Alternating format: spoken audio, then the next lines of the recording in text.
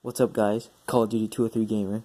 I'm just here with another YouTube video. I know I haven't posted in a while, but this one's for a school project, so sit back and relax as I tell you the tale of the Dyaltov Pass incident. Now, this is me and Isaiah's project, me being Vedant, and there were 9 people involved. So that was Igor Dyaltov, Yuri Doroshenko, Ludmila Dubinina, Yuri Krivonishenko, Alexander Kolevotov, Zinaida Kolmogorova, Rustem Slobodin, Nikolai Thibeaux-Brignole, and Semyon Zolotaryev. All the pictures are in order from left to right, top to bottom. Now, there were 9 graduate students from the Ural Polytechnical Institute in Russia, and they were experienced hikers. On their trail, they were hiking to Mount Otorutin, and after they failed to reach a village checkpoint on February 12, 1959, a search party was sent to investigate about this mystery. Now, their bodies were found very spread apart, and their tent was cut open from the inside. Very confusing. At the end of all this, it was concluded that they were killed by an unknown compelling force, and we'll get to that later. But for now, let me talk about the first 2 deaths.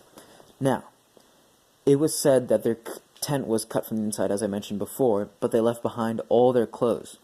Thus, the first 2 were found with only socks and underwear.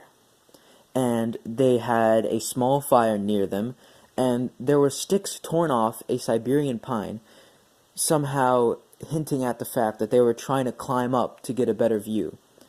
Now, their bodies didn't show any sign of physical trauma, so they didn't die from falling, but it seems they died from either hypothermia or hunger, as the investigators found out later. Then the other 3, Dyaltov, Kolmogorova, and Slobodin, were found at different distances, 300, 480 meters, and 630 meters away from the tree that Krivonishenko and Doroshenko were on. Then the last 4 were found under 4 meters of snow. And the confusing part of this case is that 3 of the 4, Dubinina, Zolotaryev, and Thibeaux-Brignole, had chest and skull fractures, and the investigation showed that this was not caused by falling, blunt objects, or any external damage, but some forces crushing them from the inside. Very weird. Perhaps it could be some Soviet weapon that was being tested on them, or some sort of alien weapon. But one lady, Dubinina, who was missing her tongue, eyes, parts of lips, as well as facial tissue, and had her hands macerated, was the most damaged victim. Again, no outside force killed them, something from the inside. Mysteriously, the bodies of the girl Dubinina and Krivonishenko were found with traces of radiation on them, and many of the injuries of the 3 were concluded to be most comparable to being hit by a car, people.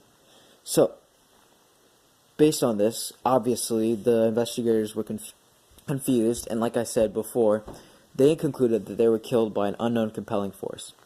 And while I don't have any theories of my own, there was a 2013 movie released called Devil's Pass, where 5 American students actually went to the Dyaltov Pass, and the filmmakers basically made up like their own incident, like what they thought happened. And it didn't do very well in the box office, but I thought I'd mention it because it's a little movie that was adapted based on this story.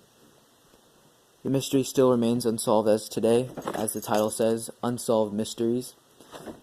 And that is it. That is the project. Thank you.